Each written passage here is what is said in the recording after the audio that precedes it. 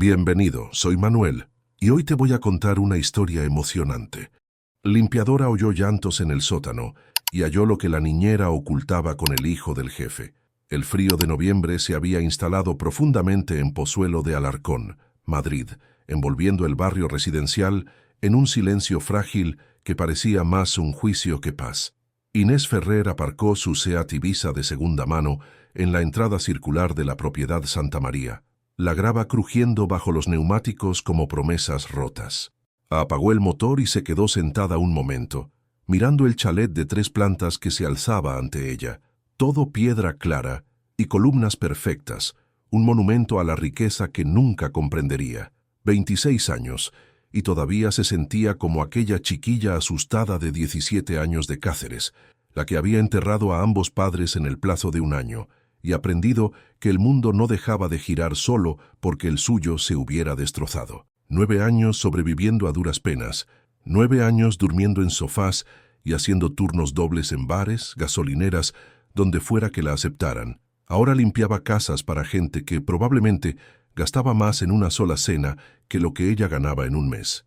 Inés agarró su cesta de productos de limpieza del maletero, la misma que había comprado en un chino 3 años atrás, ahora sostenida con cinta adhesiva y terquedad. Había aprendido a moverse por estas casas como el aire, invisible y necesaria, tocándolo todo sin importarle a nadie.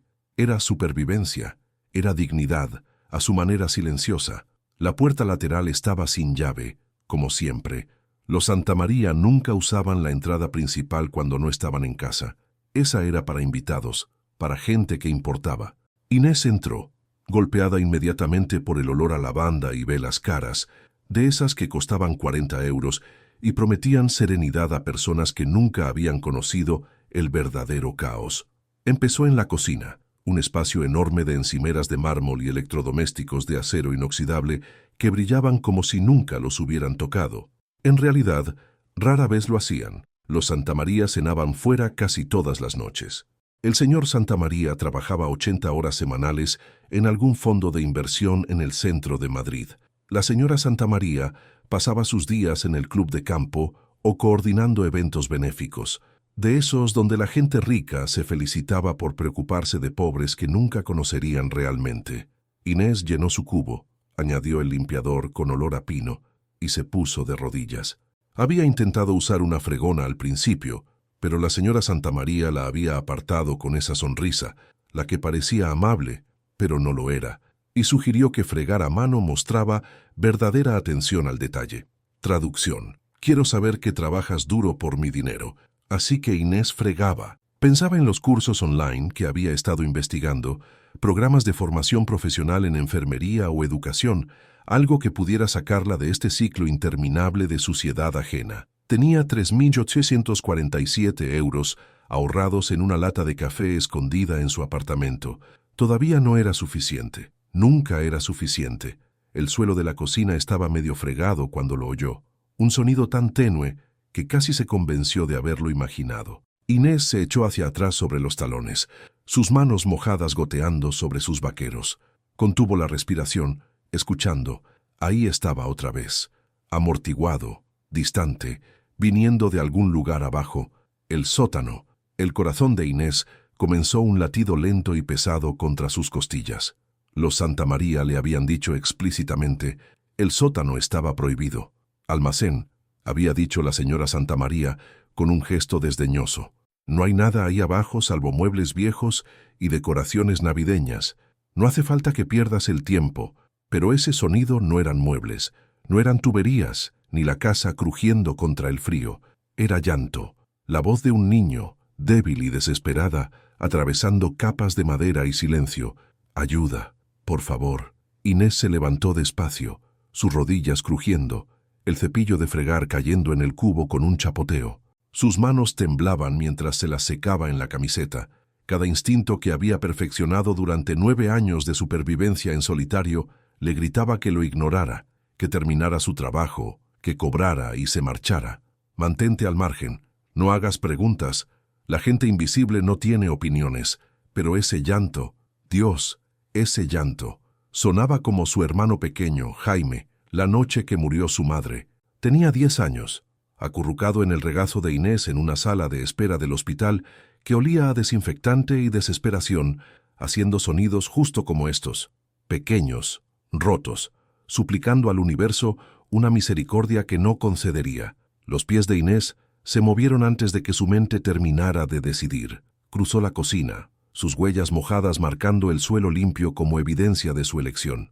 La puerta del sótano estaba junto a la despensa, fácil de pasar por alto si no la buscabas. Giró el pomo, se abrió sin resistencia, revelando escaleras de madera que descendían hacia la oscuridad. «Hola». Su voz salió más pequeña de lo que pretendía. «¿Marcos?»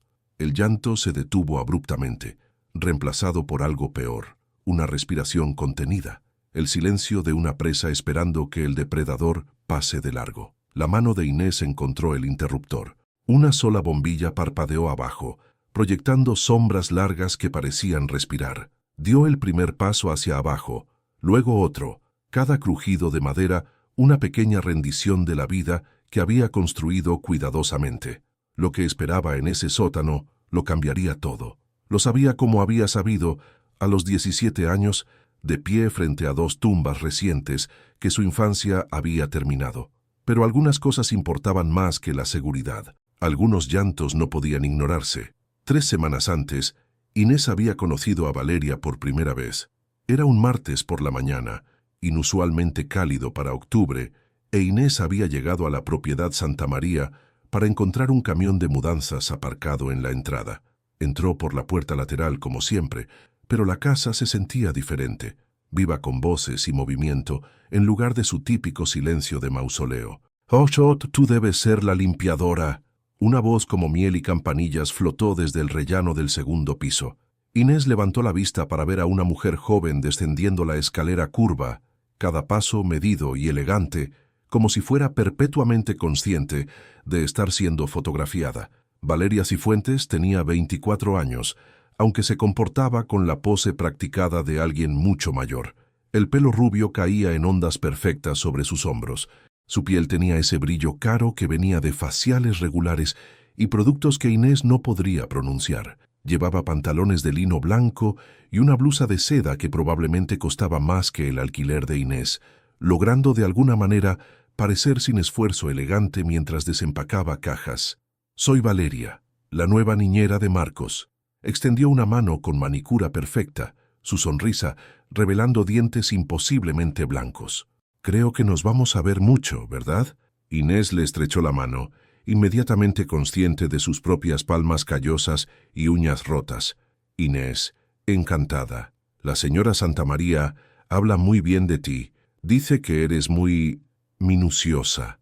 La pausa antes de minuciosa era casi imperceptible, pero Inés la captó.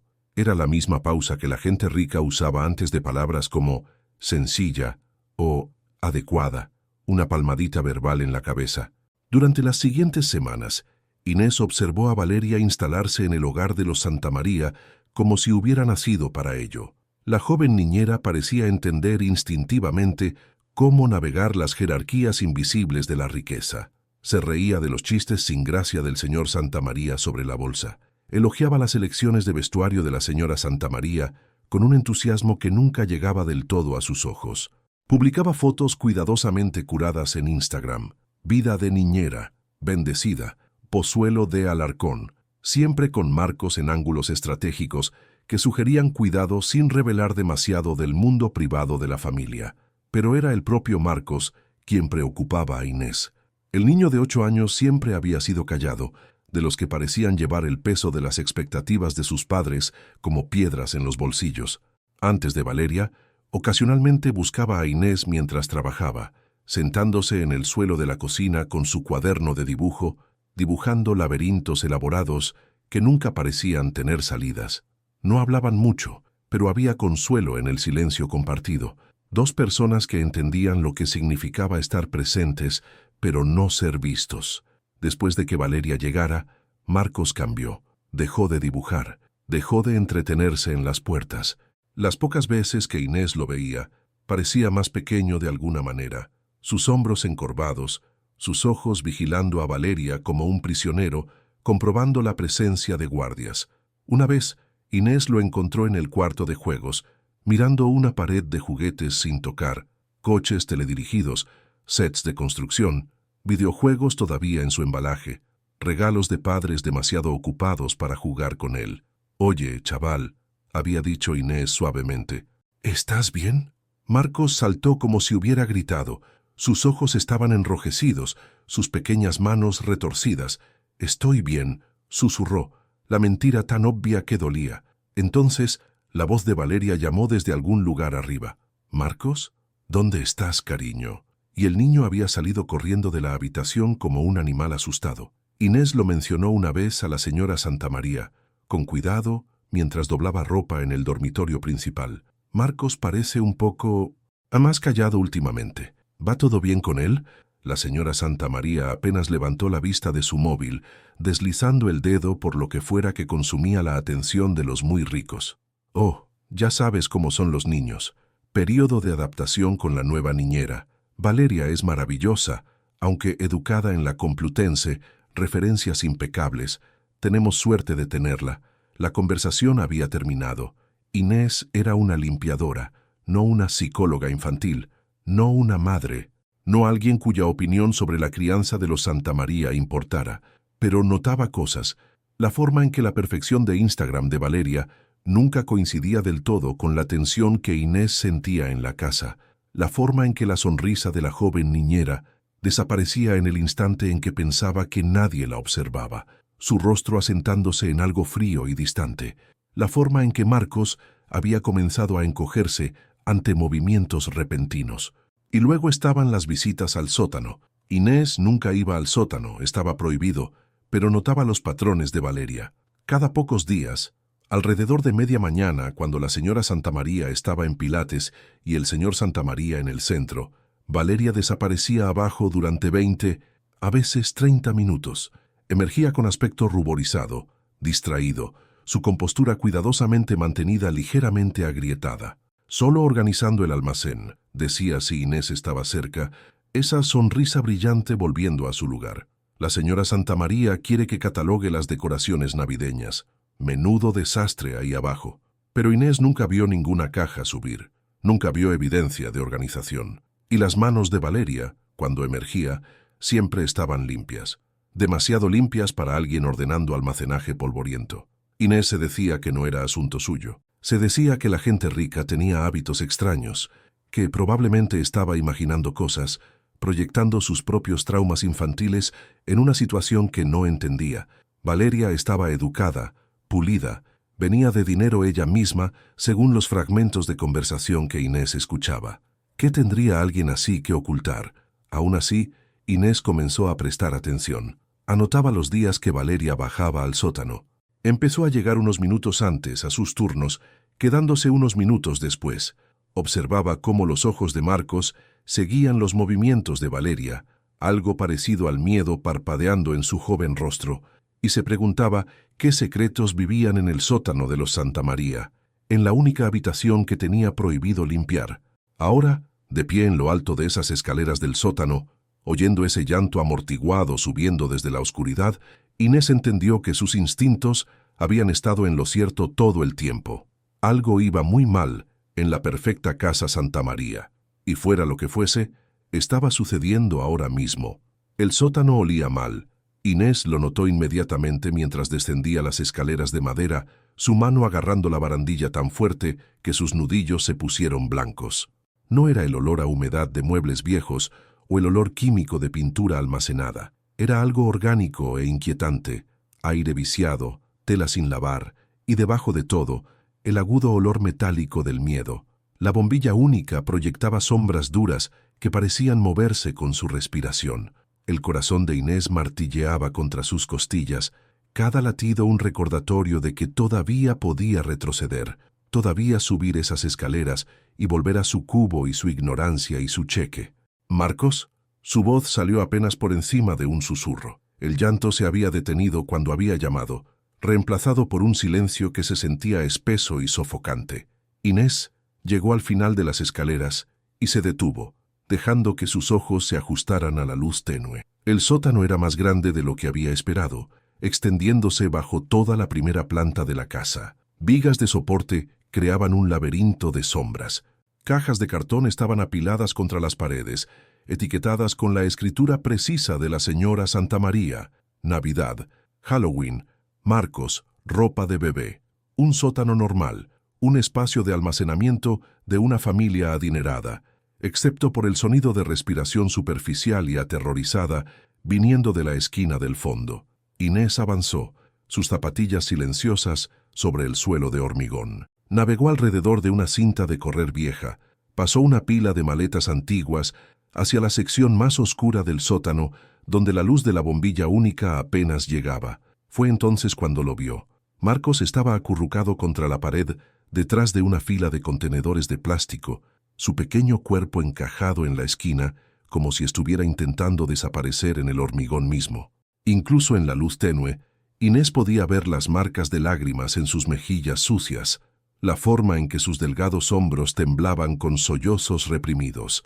Pero fue lo que lo rodeaba, lo que hizo que la sangre de Inés se convirtiera en hielo. Sábanas caras de alto gramaje, que la propia Inés había lavado y doblado solo días atrás, estaban anudadas alrededor de sus muñecas y tobillos. No lo suficientemente apretadas para cortar la circulación, pero lo suficientemente seguras para que sus intentos de liberarse solo hubieran creado marcas rojas y enfadadas en su piel pálida. Una tira de tela colgaba suelta alrededor de su cuello, como una mordaza que había sido removida o se había deslizado.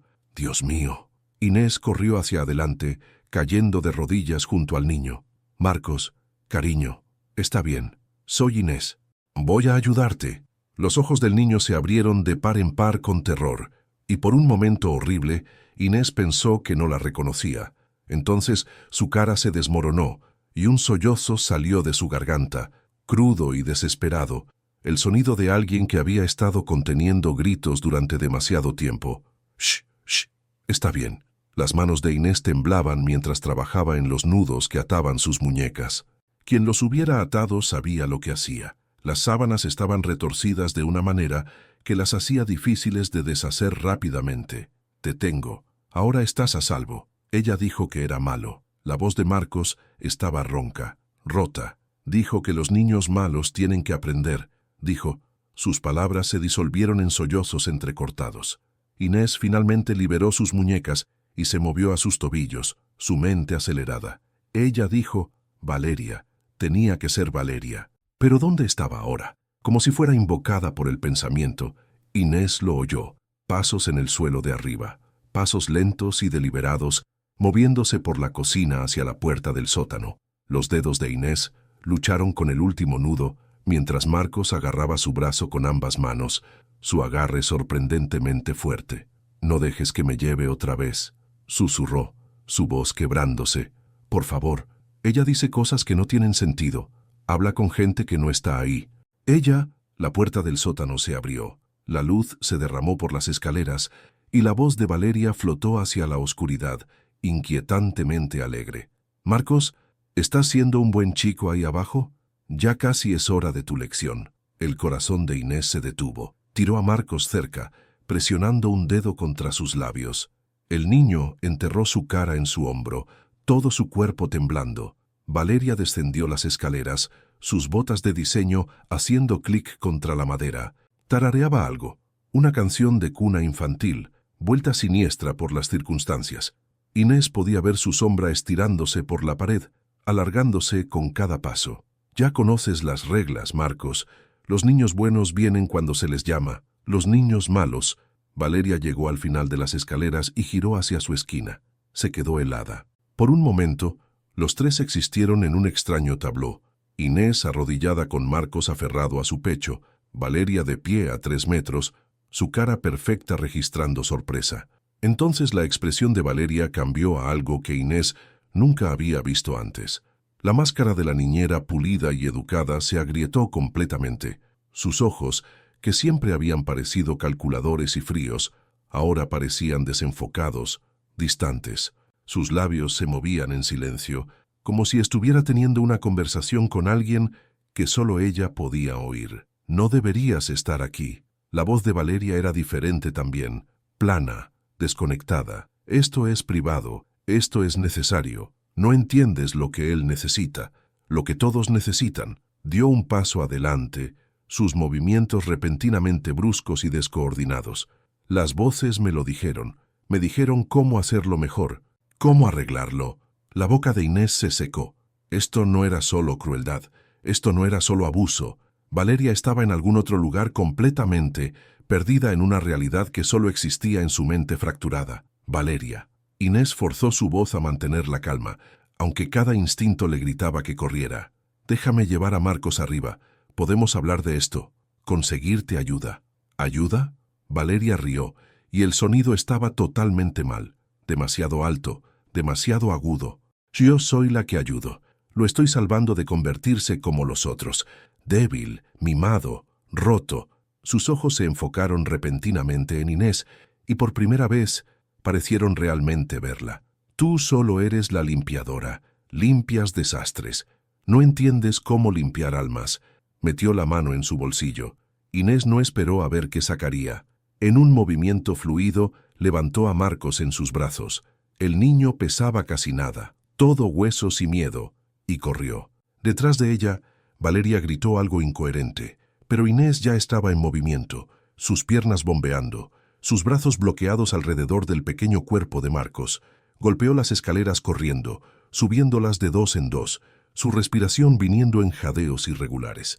La entrada de la cocina apareció arriba como salvación. Inés irrumpió a través de ella en la luz cegadora de la tarde, la cara de Marcos presionada contra su hombro, sus delgados brazos envueltos alrededor de su cuello en un agarre mortal.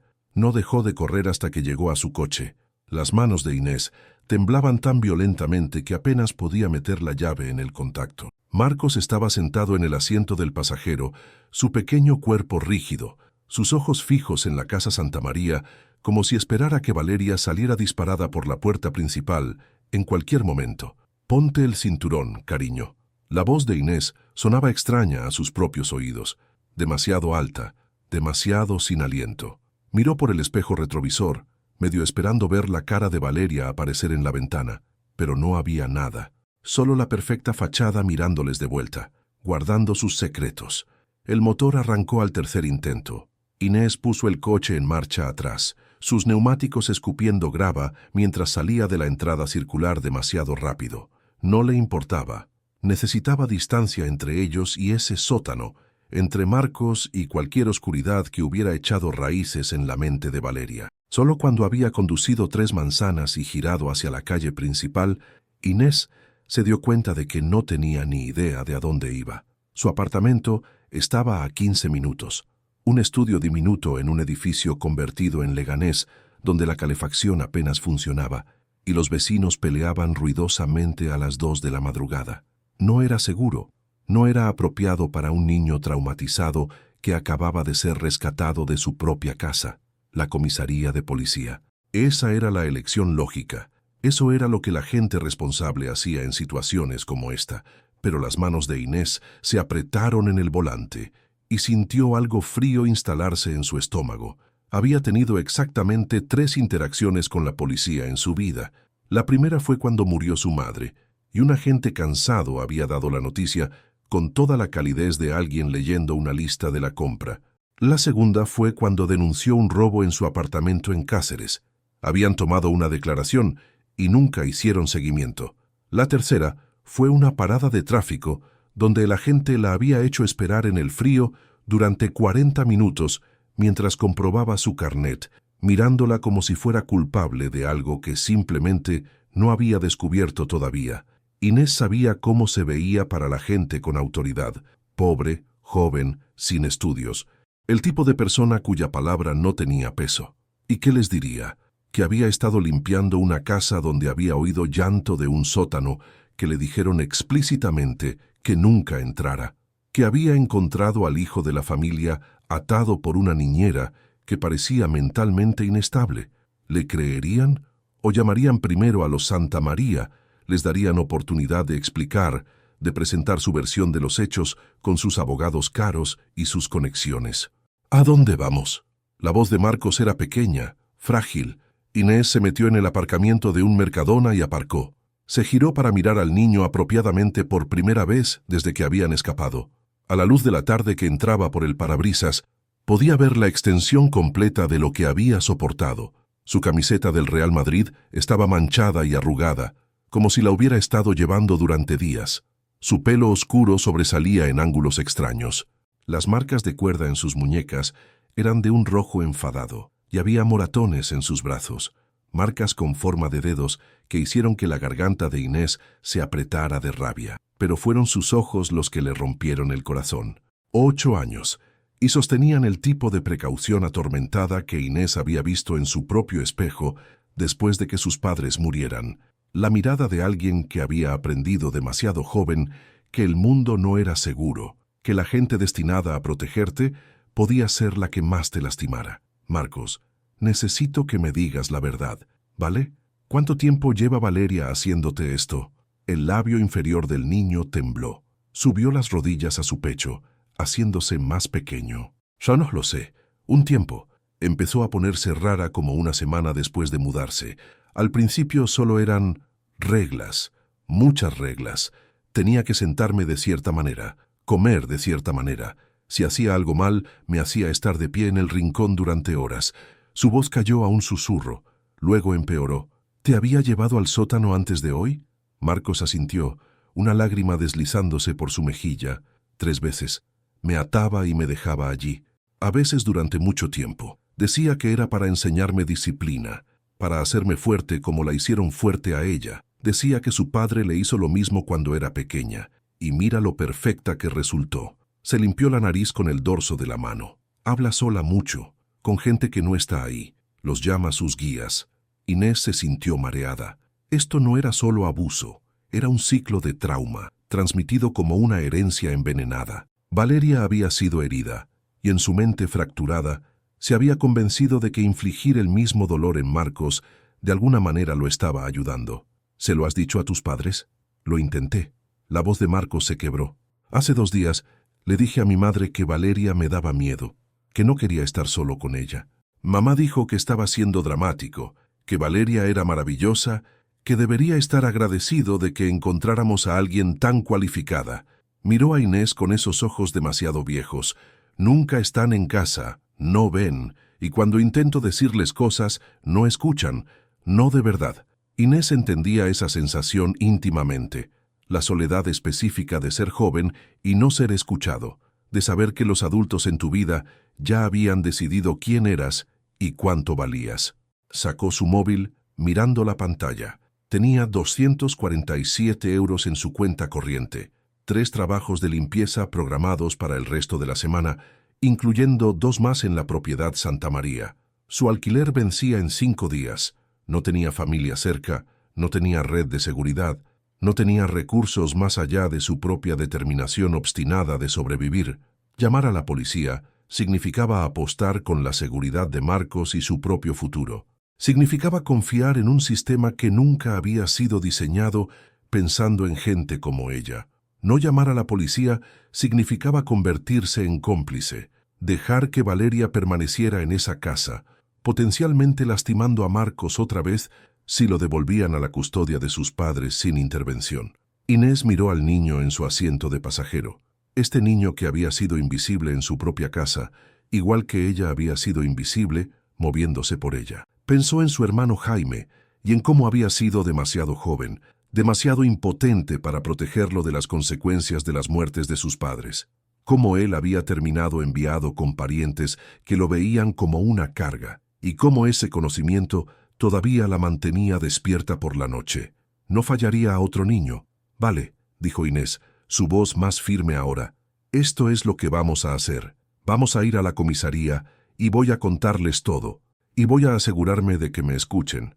Los ojos de Marcos se ampliaron. ¿Y si no te creen? ¿Y si me hacen volver? Inés se acercó y tomó su pequeña mano magullada en la suya. Entonces haré que me crean. Lo prometo, Marcos. No vas a volver a ese sótano.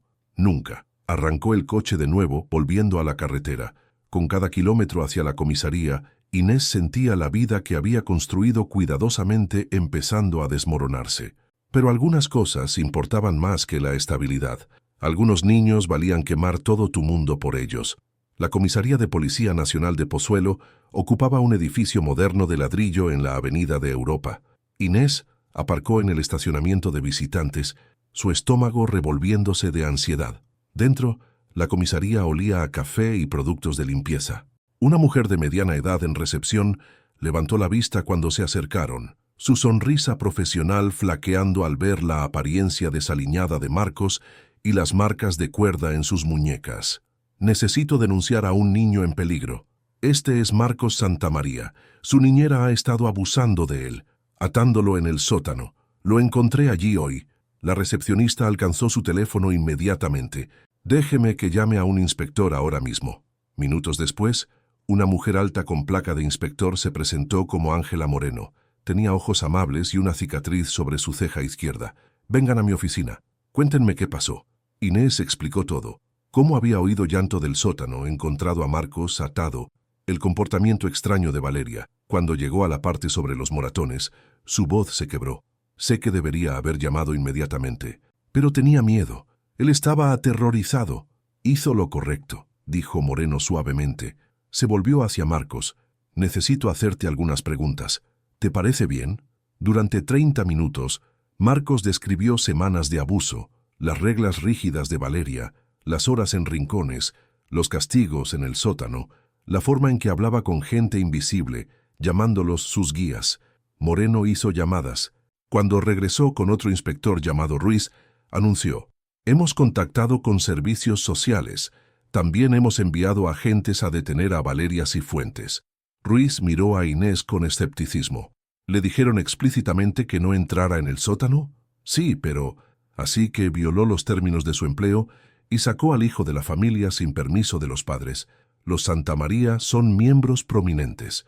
Necesitamos asegurarnos de que todo esté documentado. Inés sintió ira arder en su pecho. Mire sus muñecas, mire los moratones. Yo no le hice eso. Moreno intervino. Nadie cuestiona lo que le pasó a Marcos. Despachó a Ruiz y suspiró. Entre usted y yo, salvó a ese niño.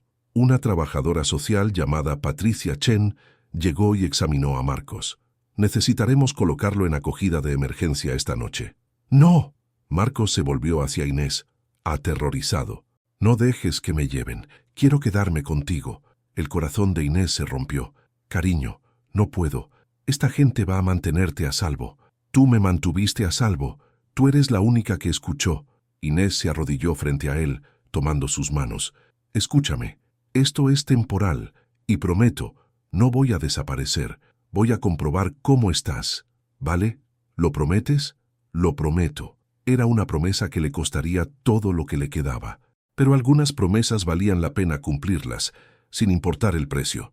Inés no durmió esa noche. Estaba tumbada en su estrecha cama en su apartamento estudio, mirando la mancha de humedad en el techo, que parecía un mapa de algún lugar donde nunca había estado, y esperaba que sonara su teléfono. Cada portazo de coche afuera, cada voz alzada de los vecinos, hacía que su corazón saltara. A las 7:23 de la mañana, su móvil finalmente vibró. Número desconocido. «Señorita Ferrer, soy Clara Santamaría». Inés se sentó, su pulso acelerándose. La voz de la señora Santamaría era hielo, el tipo de frío que venía de privilegio y furia mezclados a partes iguales. «Señora Santamaría, puedo explicar. Irrumpió en mi casa.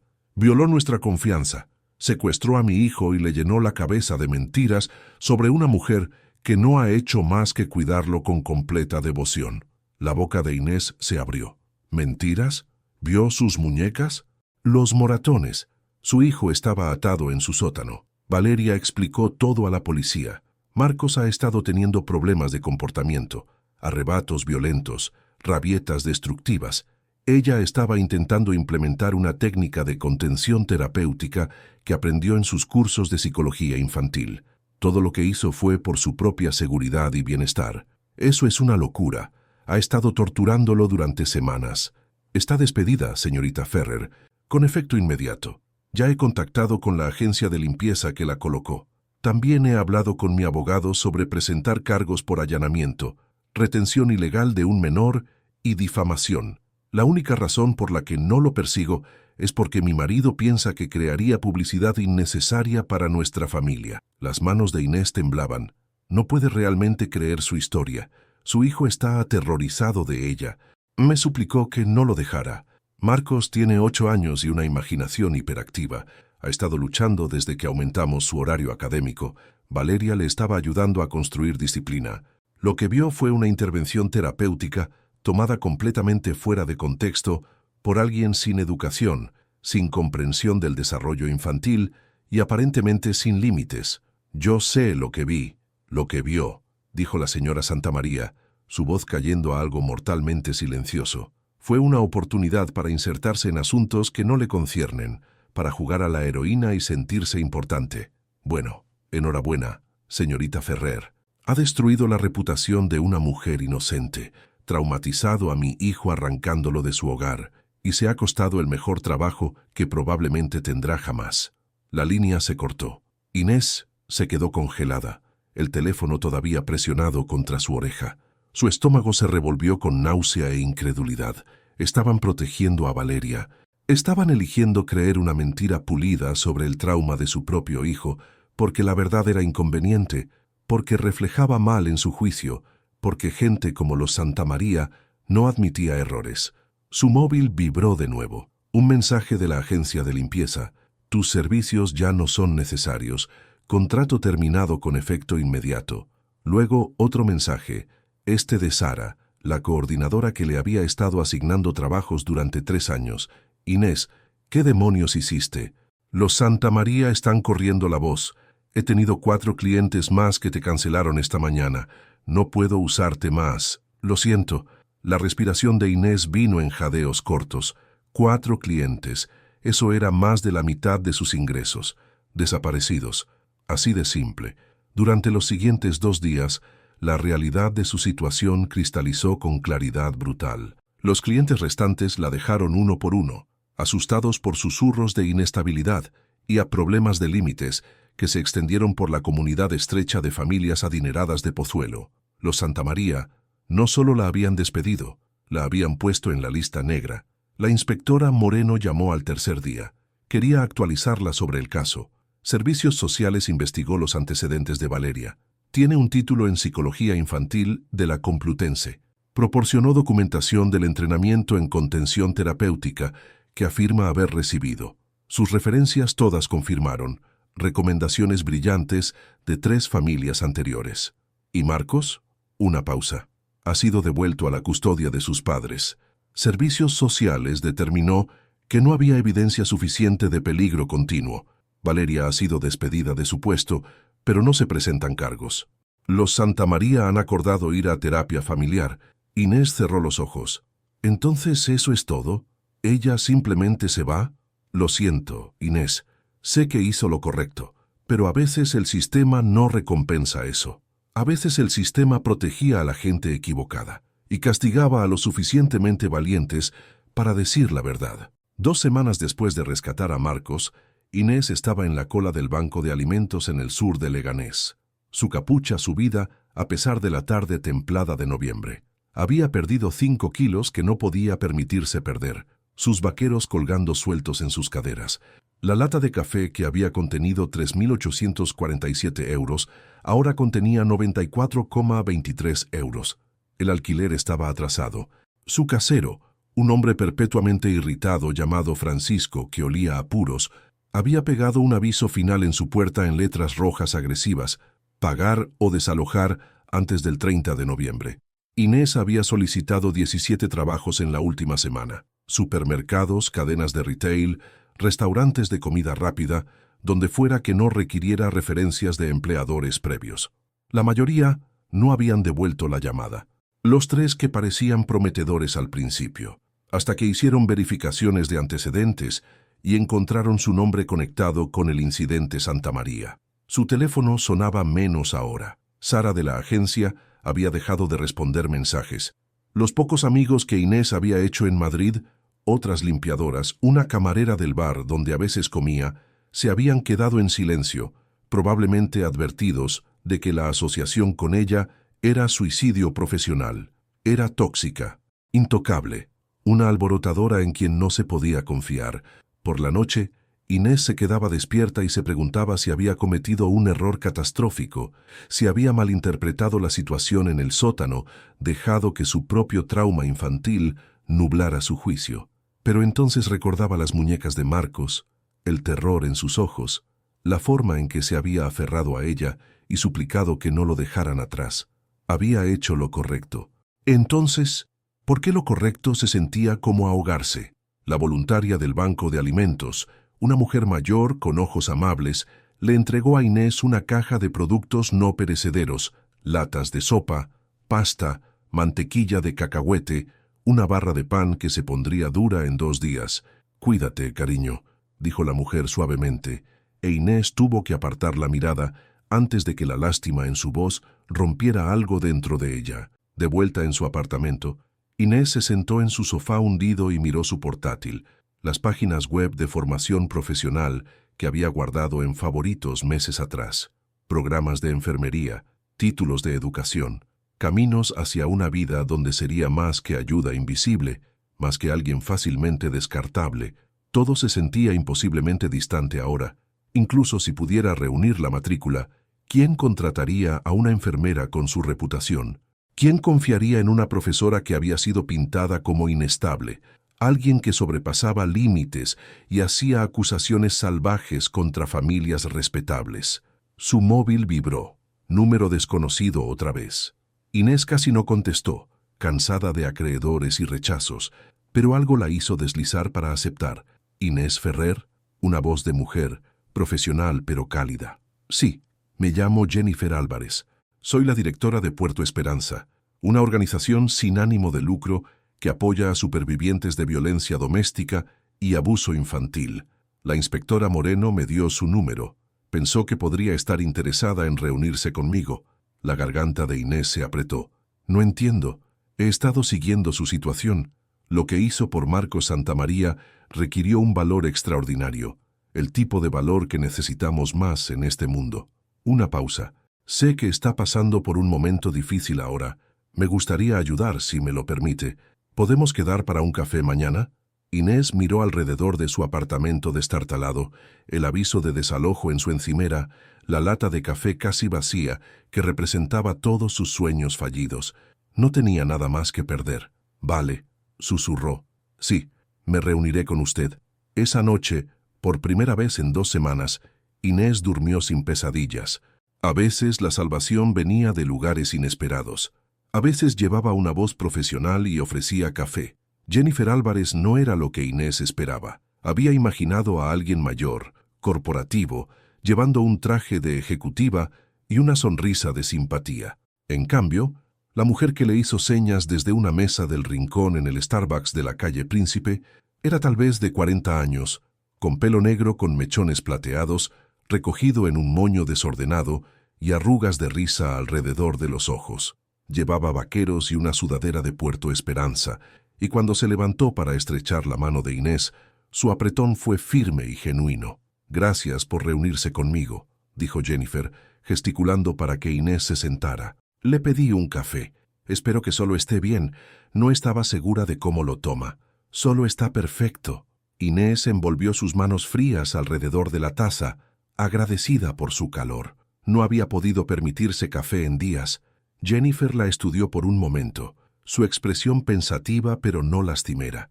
La inspectora Moreno me contó lo que pasó. Todo, no la versión saneada que los Santamaría están esparciendo por la ciudad. Los hombros de Inés se tensaron. Está aquí para ofrecer simpatía, porque lo aprecio, pero la simpatía no paga el alquiler. No. Jennifer sonrió ligeramente. Estoy aquí para ofrecerle un trabajo. Inés parpadeó. ¿Qué? Puerto Esperanza opera 3 refugios en la Comunidad de Madrid y dirige programas educativos para jóvenes en riesgo. Necesitamos gente que entienda lo que significa ser vulnerable, que no se aparte cuando ve algo mal. Jennifer se inclinó hacia adelante. Necesitamos gente como usted, Inés, gente con valor. No estoy cualificada para trabajo en organizaciones sin ánimo de lucro. Soy una limpiadora de casas que no terminó la universidad. Es una mujer joven que arriesgó todo para proteger a un niño que no era su responsabilidad. Esa es la única cualificación que me importa. Jennifer sacó una carpeta. Le ofrezco un puesto como coordinadora de extensión comunitaria. Trabajaría con familias, las conectaría con recursos, proporcionaría apoyo. El sueldo no es excelente, 28.000 euros al año para empezar, pero viene con seguro médico y asistencia de matrícula si quiere volver a estudiar. Inés miró la carpeta como si pudiera desaparecer si apartaba la vista. 28.000 euros al año. Era más dinero del que había ganado en su vida. Era estabilidad, era un futuro. ¿Por qué? Su voz salió ronca. Ni siquiera me conoce. Sé suficiente. Sé lo que se necesita para levantarse cuando levantarse te cuesta todo. Lo hice una vez. Hace mucho tiempo. La expresión de Jennifer se oscureció brevemente. Era trabajadora social y denuncié a un colega por abuso. Perdí mi trabajo, mi reputación, casi pierdo la cabeza. Pero alguien me dio una segunda oportunidad. Ahora dirijo Puerto Esperanza y me aseguro de que otra gente que hace lo correcto no caiga por las grietas. Inés sintió lágrimas picar sus ojos. Había estado sola durante tanto tiempo, peleando cada batalla sola, que la idea de que alguien la atrapara cuando caía se sentía casi imposible de creer. «Hay algo más», continuó Jennifer. «Hemos establecido un fondo de becas en su nombre. Es pequeño ahora, pero nos hemos puesto en contacto con algunos donantes que se conmovieron con su historia, la historia real, no la versión Santa María. Queremos ayudarla a terminar su educación, cualquier camino que elija. No sé qué decir. Diga que sí. Diga que nos dejará ayudarla de la manera que usted ayudó a Marcos». Jennifer empujó la carpeta a través de la mesa. «Salvó a un niño, Inés. Ahora deje que alguien la salve a usted». Inés abrió la carpeta con manos temblorosas. Dentro había una carta de oferta de trabajo, una solicitud de asistencia de matrícula, información sobre la misión de Puerto Esperanza. Se vio reflejada en las páginas brillantes, no como un fracaso, no como una alborotadora, sino como alguien digna de inversión. «¿Cuándo empiezo?», susurró. Jennifer sonrió. «¿Qué tal el lunes?». Por primera vez en semanas, Inés sintió algo que casi había olvidado. Esperanza. Esperanza real, tangible, del tipo que venía con seguro médico y un cheque de pago. 6 meses después, Inés estaba frente a un centro comunitario en Vallecas, sus brazos llenos de cajas de suministros, y se maravillaba de lo diferente que se veía su vida. Tenía un apartamento ahora, nada lujoso, pero tenía calefacción que funcionaba y ventanas que cerraban, y vecinos que sonreían cuando pasaban junto a ella en el pasillo. Tenía tarjetas de visita con su nombre y título impresos en letras nítidas.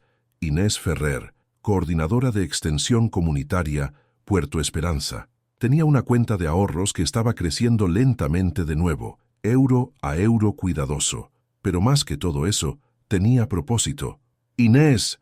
Una adolescente llamada Maya corrió hacia ella, toda energía y sudadera enorme. «La señora Chen dijo que tú das el taller de autodefensa hoy. ¿Puedo ayudar a preparar?». «Por supuesto». Inés le pasó una caja de folletos. «¿Recuerdas lo que hablamos? Alzar la voz incluso cuando da miedo». La sonrisa de Maya flaqueó ligeramente. Tenía 15 años. Había pasado 3 años en acogida después de que el novio de su madre la lastimara. Había aprendido joven a quedarse callada, a hacerse pequeña. Inés se veía a sí misma en los ojos cautelosos de la chica. «Lo recuerdo», dijo Maya suavemente. «Tú me mostraste que es posible». Esas palabras aterrizaron en el pecho de Inés como un regalo. Por esto había sobrevivido esas terribles semanas después de rescatar a Marcos, para poder estar aquí, ahora, ayudando a otra gente a encontrar sus voces. El taller se llenó rápidamente. 20 mujeres y adolescentes, todas cargando historias de trauma y resiliencia. Inés habló sobre límites, sobre confiar en tus instintos, sobre la diferencia entre amabilidad y ser un felpudo. Compartió su propia historia cuidadosamente. No la versión saneada, sino la real. El sótano, la elección, las consecuencias, la lenta subida de vuelta. «Alzar la voz me costó todo», dijo Inés, su voz firme. «Mi trabajo, mi reputación, mi estabilidad. Pero quedarme en silencio me habría costado algo más importante. Mi integridad, mi habilidad de vivir conmigo misma». Miró alrededor de la sala. «Si algunas de ustedes están en situaciones donde alzar la voz se siente imposible, no estoy aquí para decirles que es fácil. Estoy aquí para decirles que vale la pena y que no tienen que hacerlo solas». Después del taller, Una mujer mayor se le acercó, retorciendo sus manos nerviosamente. «Mi nieto», dijo en voz baja. «Su profesor. Creo que algo va mal. Tiene miedo todo el tiempo ahora. Pero me preocupa que si digo algo, pensarán que estoy causando problemas». Inés tomó las manos de la mujer en las suyas. «Cuénteme todo. Vamos a resolver esto juntas». Esa tarde, Inés estaba sentada en la oficina de Puerto Esperanza, actualizando expedientes de casos. Jennifer asomó la cabeza, sonriendo. «¿Todavía estás aquí? Vete a casa, Inés. Has estado trabajando 10 horas. Solo terminando». Inés guardó su trabajo y se estiró. «¿Jennifer? ¿Puedo preguntarte algo?» «Siempre. ¿Alguna vez oyes de la gente que ayudaste? ¿Te preguntas si marcó una diferencia?» Jennifer se apoyó contra el marco de la puerta. «Todos los días. Y entonces alguien como tú entra en mi vida y recuerdo, no se supone que veamos todas las ondas que creamos. Solo tenemos que confiar en que lanzar la piedra importa». Inés condujo a casa por las calles de Vallecas, pasando edificios cansados y tiendas de barrio, pasando gente viviendo vidas tan complicadas y dignas como la suya. Pensó en Marcos. Se preguntó cómo estaría, si la terapia había ayudado, si recordaba el día que una limpiadora había escuchado cuando nadie más lo haría. Su móvil vibró en un semáforo en rojo, un mensaje de un número desconocido. «¿Es Inés Ferrer? Soy Patricia Chen de Servicios Sociales. Marcos Santamaría me pidió que le diera el nuevo email de su madre. Quiere escribirle. ¿Le parece bien?» Las manos de Inés temblaron mientras escribía de vuelta. «Sí, por favor, dígale que sí». Algunas piedras creaban ondas que volvían a ti. Algunos niños recordaban quién los salvó.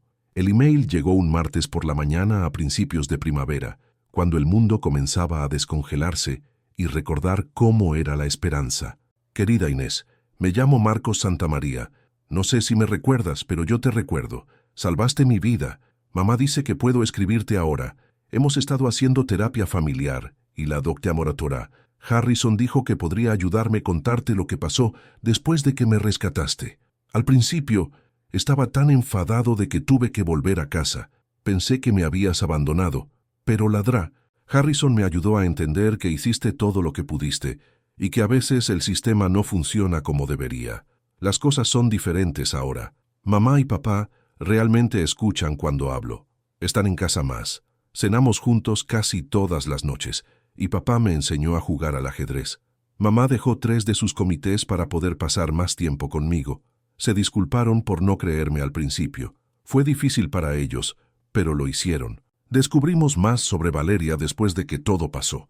Había sido lastimada muy mal cuando era niña y nunca consiguió ayuda. Está en un hospital ahora, recibiendo el tratamiento que necesita. La doctora Harrison dice que la gente herida a veces hiere a otra gente, pero eso no hace que lo que hizo esté bien. Todavía tengo miedo a veces, pero estoy mejorando. Quería que supieras que lo que hiciste importó. Me viste cuando nadie más lo hizo. Escuchaste cuando era invisible. Pienso mucho en eso. Como tú también eras invisible en mi casa, solo la limpiadora, pero eras la persona más valiente allí. Envío esto con un dibujo que hice. Es una superheroína, pero no tiene capa ni poderes especiales. Solo tiene valor. Se parece a ti. Gracias por salvarme. Gracias por no alejarte. Tu amigo».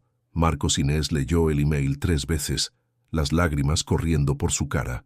Adjunto había un escaneo del dibujo de un niño, una mujer con pelo castaño, sosteniendo una fregona en una mano y la mano de un niño pequeño en la otra. En la parte inferior, en letras cuidadosas, «Los verdaderos héroes escuchan». Imprimió el dibujo y lo clavó en la pared de su oficina, junto a su placa de Puerto Esperanza y las fotos de sus talleres. Se convirtió en su piedra de toque en los días difíciles, cuando el trabajo se sentía abrumador y las historias que escuchaba le rompían el corazón en pedazos cada vez más pequeños. Ese fin de semana, Inés estaba frente al espejo de su baño, preparándose para su primer día de clases en el Centro de Formación Profesional de Getafe. Se había inscrito en el programa de trabajo social, usando el fondo de becas que había crecido más allá de cualquier cosa que hubiera imaginado. Donantes que habían oído su historia, la historia real, habían contribuido lo suficiente para cubrir no solo la matrícula, sino libros, tasas, gastos de vida.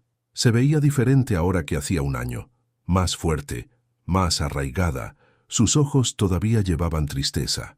Algunas cosas nunca sanaban completamente, pero también sostenían determinación y algo que parecía paz.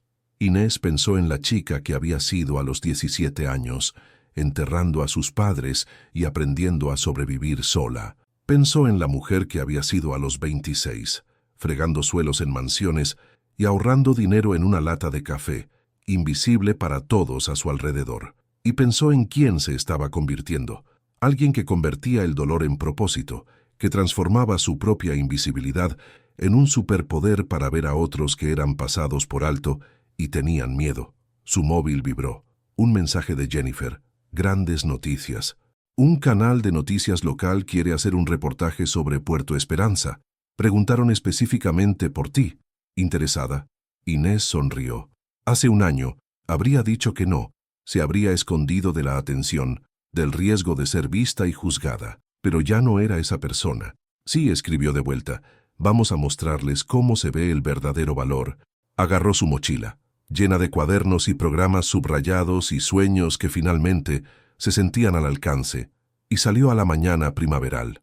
En algún lugar de Pozuelo, un niño estaba aprendiendo ajedrez con su padre, cargando sus propias cicatrices pero sanando. En algún lugar de Vallecas, una adolescente llamada Maya estaba encontrando su voz. En algún lugar de este mundo complicado, roto y hermoso, alguien más estaba sufriendo en silencio, esperando a alguien lo suficientemente valiente para escuchar. Inés había sido invisible una vez, moviéndose por las casas de gente rica como un fantasma. Ahora era luz misma, brillando en lugares oscuros, iluminando dolor que otros querían ignorar, probando que las transformaciones más poderosas comenzaban con una sola elección de importarse cuando importarse costaba todo. Había entrado en ese sótano como una limpiadora. Había emergido como exactamente quien siempre estuvo destinada a ser, una heroína que escuchaba. 2 años después, Inés estaba en el escenario del Auditorio Municipal de Madrid, mirando un mar de rostros que la observaban con atención. El evento anual de recaudación de fondos de Puerto Esperanza había atraído a más de 300 personas, donantes, trabajadores sociales, supervivientes, periodistas. Las luces eran cálidas en su cara, pero ya no la intimidaban. Mi nombre es Inés Ferrer, comenzó, su voz firme y clara. Hace 2 años era una limpiadora de casas que vivía al día, invisible para la gente cuyas casas limpiaba. Hoy soy trabajadora social titulada, coordinadora senior de Puerto Esperanza, y estoy aquí para contarles por qué importa escuchar. Contó su historia, no la versión editada, sino la verdad completa. El sótano, Marcos, las consecuencias, la caída y la lenta, dolorosa subida de vuelta. Habló de Jennifer, quien le había dado una segunda oportunidad, de Maya, quien había encontrado el valor para denunciar a su abusador, de las docenas de familias que había ayudado a conectar con recursos, con seguridad, con esperanza. El sistema no siempre funciona, dijo Inés. A veces protege a la gente equivocada, a veces castiga a los que se atreven a alzar la voz. Pero organizaciones como Puerto Esperanza existen para atrapar a la gente cuando cae, para decir, te veo, te creo, no estás solo. La audiencia estalló en aplausos. Inés vio a Jennifer en la primera fila, las lágrimas corriendo por su cara, aplaudiendo más fuerte que nadie. Vio a Maya, ahora de 17 años, de pie junto a su abuela, ambas sonriendo. Vio a Patricia Chen de Servicios Sociales, vio a la inspectora Moreno, y en la tercera fila vio algo que hizo que su corazón se detuviera. Una familia, un hombre de negocios de aspecto cansado con canas en las sienes, una mujer elegante con ojos rojos de llorar, y entre ellos un niño de 10 años con una camiseta del Atlético de Madrid y una sonrisa tímida. Marcos. Después del evento, Inés estaba en el vestíbulo, aceptando felicitaciones y abrazos, cuando los Santamaría se acercaron. Por un momento, nadie habló. El silencio se extendió incómodo entre ellos, lleno de todo lo no dicho. Entonces Clara Santamaría dio un paso adelante. Su rostro perfecto estaba desnudo de la máscara que Inés recordaba, vulnerable, roto, real. Señorita Ferrer. Su voz se quebró. Inés. Yo necesito disculparme. Por todo. Por no creerle. por no proteger a mi hijo, por destruir su vida cuando usted salvó la suya. Las lágrimas corrían libremente ahora. No hay excusa para lo que hice, pero quería que supiera que hemos cambiado, hemos hecho el trabajo, y todo comenzó porque usted fue lo suficientemente valiente para ver lo que nosotros nos negamos a ver. El señor Santamaría puso una mano en el hombro de su esposa. Establecimos un fondo en nombre de Marcos, para Puerto Esperanza, 100.000 euros para empezar y más cada año. Es lo mínimo que podemos hacer. Inés miró a Marcos. El niño había crecido, sus hombros más rectos, su sonrisa más fácil, pero ella podía ver las cicatrices todavía, las invisibles que llevaría siempre. «¿Cómo estás, Marcos?», preguntó suavemente. «Mejor». Su voz era más fuerte que la recordaba. «Todavía tengo días malos, pero ladrá. Harrison me ayuda. ¿Y mis padres?». Miró hacia arriba a ellos, y había amor allí, complicado y frágil pero real. «Mis padres están aprendiendo a escuchar». Clara Santamaría se arrodilló frente a Inés, sin importarle que su vestido de diseñador tocara el suelo sucio del vestíbulo. «Por favor, dígame que puede perdonarnos, no por nosotros, por Marcos, para que sepa que la gente puede cambiar, que los errores no tienen que definirte para siempre». Inés miró a esta mujer que una vez la había despreciado, que había llamado mentirosa, que había intentado destruirla. Vio el remordimiento genuino allí, vio a una madre que había fallado a su hijo, pero estaba luchando para enmendarse.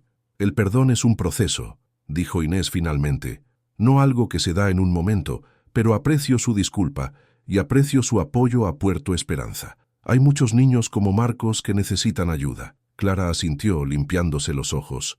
«Entonces trabajaremos por él, por todos ellos». Marcos se acercó y abrazó a Inés repentinamente, ferozmente. «Todavía guardo tu dibujo», susurró, «el de la heroína. Me recuerda que la gente buena existe». Inés sostuvo al niño que había rescatado, sintiendo el círculo cerrarse. No era un final de cuento de hadas, nunca lo sería. Las cicatrices permanecían, el trauma dejaba marcas, pero había sanación aquí, había esperanza. Más tarde esa noche, Inés se sentó en su apartamento, uno nuevo ahora, con 2 habitaciones y vista al parque, y abrió su portátil.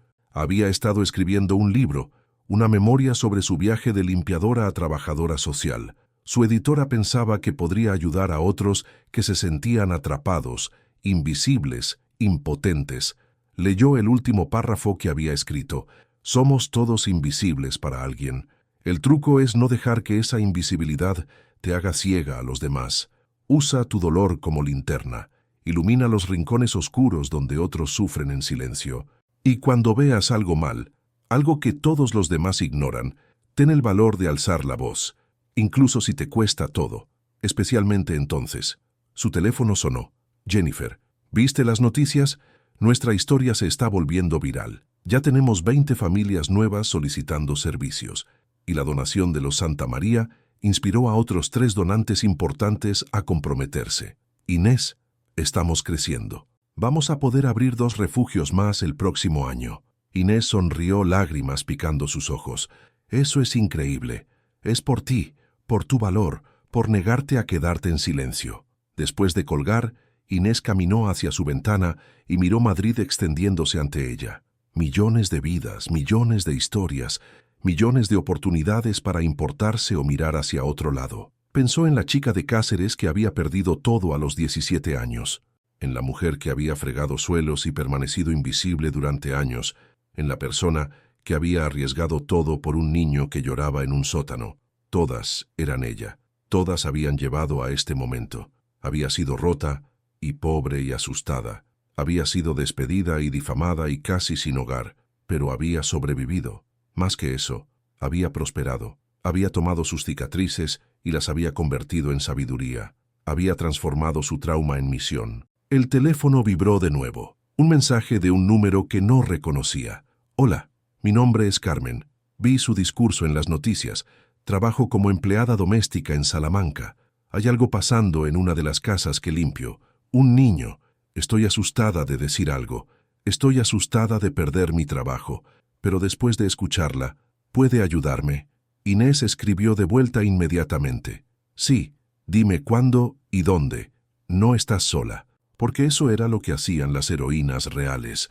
No llevaban capas ni tenían superpoderes, respondían mensajes, se presentaban, escuchaban y se negaban a dejar que otros permanecieran invisibles en la oscuridad. Inés Ferrer había entrado en un sótano como una limpiadora asustada, había salido como una fuerza de cambio, y su trabajo estaba apenas comenzando. Fin. Gracias por acompañarme hasta el final. ¿Te ha gustado la historia? Cuéntame aquí en los comentarios qué te ha parecido y si harías algo diferente. No olvides darle a me gusta y suscribirte al canal para no perderte ninguna historia emocionante. Activa la campana para recibir una notificación cada vez que se publique un nuevo video. Nos vemos en la próxima historia. Hasta entonces.